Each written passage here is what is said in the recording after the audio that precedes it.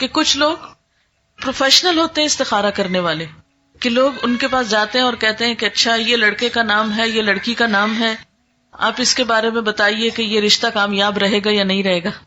اب آپ دیکھیے کہ ایک تیسرے شخص کو کہاں سے پتا چل گیا، اس کے پاس کون سا سورس ہے یہ جاننے کا کہ اس نے کل کے فیوچر میں جھانک کے دیکھ لیا آج یہ رشتہ کامیاب ہوگا یا نہیں ہوگا. ایسی چیزیں بھی انسان کے لیے توہمات کے دروازے کھولتی ہیں اور اس کے لیے پریشانیوں کا سبب بنتی ہیں، اور ایسی چیزوں پر بھی یقین نہیں کرنا چاہیے کیونکہ اللہ کے سوا غیب کا علم کسی کو نہیں. اچھا، پھر بعض لوگ یہ کہتے ہیں کہ کسی اور کو کہتے ہیں کہ تم میرے لیے استخارہ کر کے دو. اب آپ دیکھیے استخارے کی دعا میں لکھا ہے یا اللہ اگر یہ بات میرے لیے اچھی ہے تو تو کر دے. اب اگر کوئی آپ کے لیے استخارہ کر رہا ہے تو وہ کیا پڑھے گا کہ میرے لیے اچھی ہے تو کر دے، یا زیادہ زیادہ یہ کہے گا یا اللہ اس کے لیے اگر اچھی ہے تو کر دے.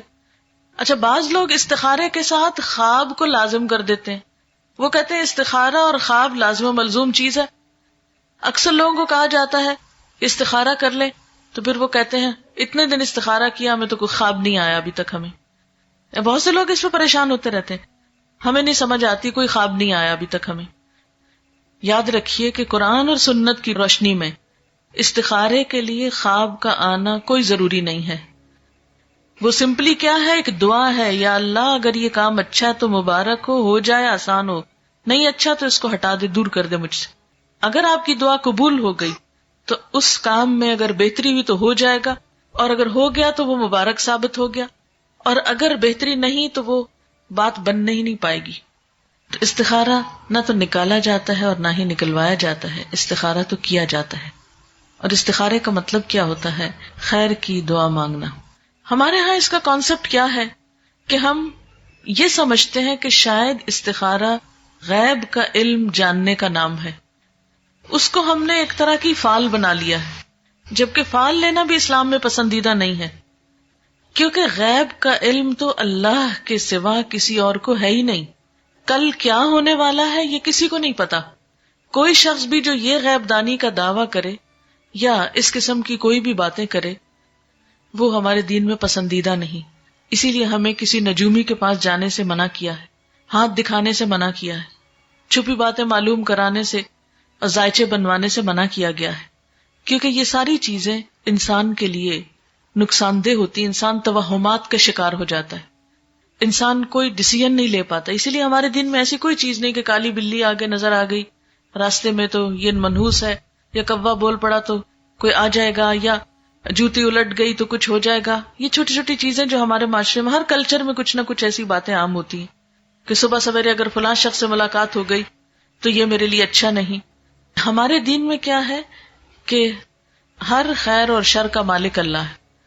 کوئی کسی کو نقصان نہیں دے سکتا جب تک اللہ نہ چاہے، کوئی کسی کو فائدہ نہیں پہنچا سکتا جب تک کہ اللہ نہ چاہے. اس لیے ایک مومن جو ہوتا ہے وہ لوکانیات پہ، یعنی کاش یہ ہوتا، کاش وہ ہوتا، وہ اس پر اعتماد نہیں کرتا، اور نہ اس کی زندگی میں کاش ہوتا ہے. اور بہت زیادہ کاش کہنے سے بھی منع کیا گیا ہے کیونکہ یہ شیطان کا دروازہ کھول دیتا ہے. یعنی شیطان کو انسان کے دل میں وسوسے ڈالنے کا موقع مل جاتا ہے، انسان کے دلوں میں حسرتیں پیدا کرتا ہے. اب بعض اوقات ایسا ہوتا ہے نا کہ کوئی عزیز رشتہ دار گھر سے نکلتا ہے، اچانک کوئی ایکسیڈنٹ ہو جاتا ہے تو عموماً لوگ کہتے ہیں کاش آج وہ جاتا ہی نہ، کاش وہ آج ایسا نہ کرتا تو ایسا نہ ہوتا. تو بات یہ ہے کہ کاش کی وجہ سے کوئی چیز ٹلتی نہیں. تقدیر کے اوپر ایمان ضروری ہے، اور تقدیر پر ایمان لانے والا مطمئن ہو جاتا ہے، پرسکون ہو جاتا ہے، خوش رہتا ہے. کیونکہ اگر ہم تقدیر پر ایمان نہیں بھی رکھتے تو بھی آپ دیکھیں کہ اللہ کے فیصلوں کو ہم ٹال نہیں سکتے، ہم اس میں تبدیلی نہیں کر سکتے. اس لیے استخارہ غیب جاننے کا ذریعہ نہیں ہوتا. اس کا مسنون طریقہ کیا ہے؟ استخارہ کس طرح کرنا چاہیے؟ استخارہ زندگی میں جب بھی انسان کو کوئی اہم کام پیش آئے، کوئی اہم معاملہ سامنے آئے، تو اس موقع پر انسان کو 2 نفل پڑھ کر دعا مانگنی چاہیے. 2 نفل اس بات کے، اور وہ مسنون دعا کیا ہے؟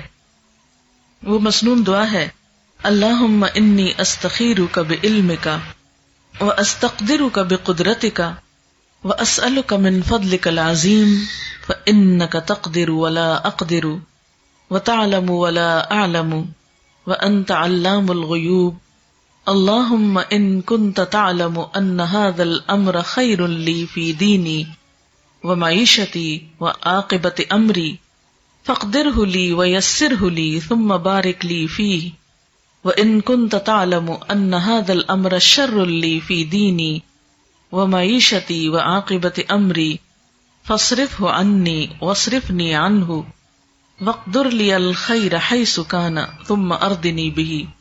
یہ ہے مسنون دعا.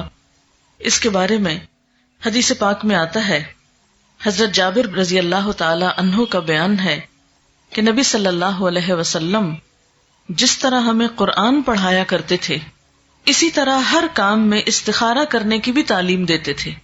فرماتے جب تم میں سے کوئی کسی اہم معاملے میں فکر مند ہو تو 2 رکعت نفل پڑھے اور پھر یہ دعا پڑھے.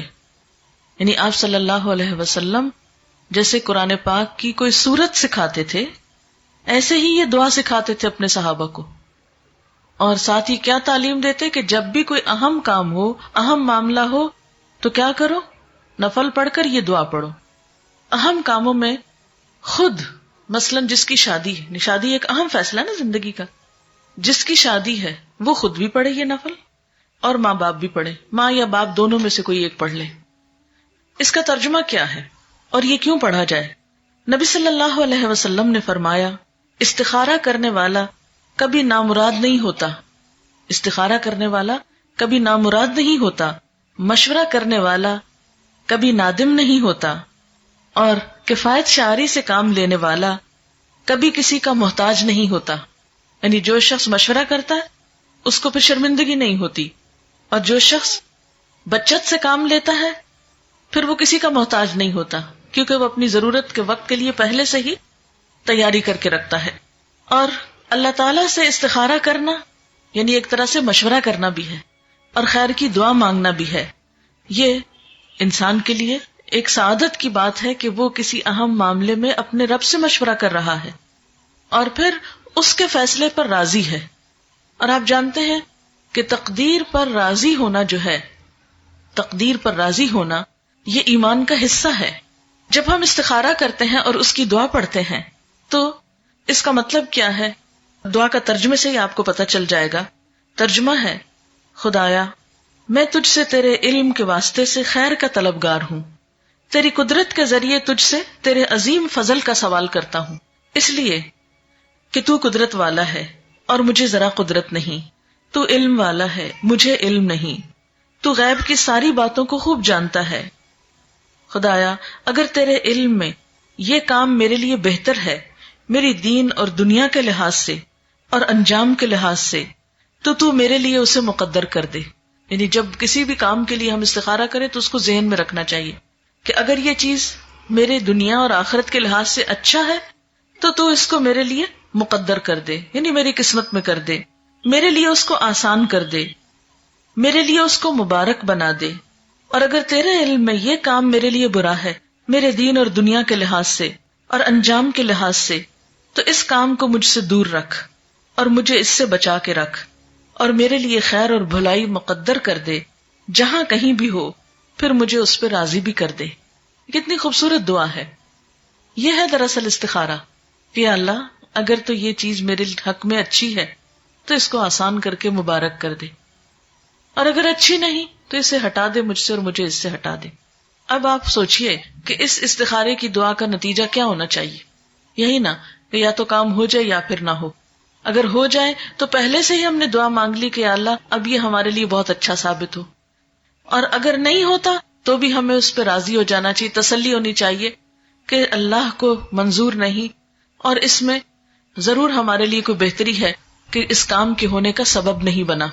اور اس طرح انسان جو بھی فیصلہ کرتا ہے اس پر نادم نہیں ہوتا، پشیمان نہیں ہوتا، بعد میں پچھتاتا نہیں. اگر کام کرنے کے بعد انسان سمجھتا ہے کہ بہت اچھا رہا، سب ٹھیک ہو گیا اور اچھا رہا، تو بھی کیا سمجھتا ہے کہ یہ میرے رب نے مجھے عطا کیا ہے، اس کو کوئی تکبر نہیں آتا اس پر. اور اگر کام ہو جاتا ہے اور بعد میں دیکھتا ہے کہ اس کا نتیجہ اچھا نہیں نکلا تو بھی اس میں ندامت نہیں ہوتی کہ میں نے تو اللہ سے دعا کی تھی، اگر پھر بھی ٹھیک نہیں ہوا تو اس میں بھی ضرور میرے لیے کوئی سبق ہوگا. کیونکہ قرآن پاک میں یہ بھی آتا ہے نا، عسیٰ ان تحبوا شیئا وہو شر لکم وَعَسَىٰ أَن تَكْرَهُوا شَيْئًا وَهُوَ خَيْرٌ لَكُمْ. ہو سکتا ہے کہ ایک چیز تمہیں بہت پسند ہو اور وہی تمہارے لیے اچھی نہ ہو، اور یہ بھی ہو سکتا ہے کہ ایک چیز تمہیں بالکل اچھی نہ لگتی ہو، تمہارے دل کو نہ بھاتی ہو، اور اس میں تمہارے لیے بہت بڑی بھلائی ہو. اس لیے آپ صلی اللہ علیہ وسلم نے کیا فرمایا کہ استخارہ کرنے والا کبھی نامراد نہیں ہوتا. اچھا، اب آپ دیکھیے کہ جیسا کہ آپ صلی اللہ علیہ وسلم نے فرمایا ہے کہ خدا سے استخارہ کرنا اولاد آدم کے لیے سعادت کا باعث ہے. تقدیر پہ راضی ہو جانا بھی اولاد آدم کے لیے سعادت یعنی خوش قسمتی کی بات ہے، اور انسان کی بدبختی یہ ہے کہ وہ اللہ سے استخارہ نہ کرے اور خدا کی قضا پر یعنی تقدیر پر ناخوش ہو. یہ بدبختی کی بات ہے.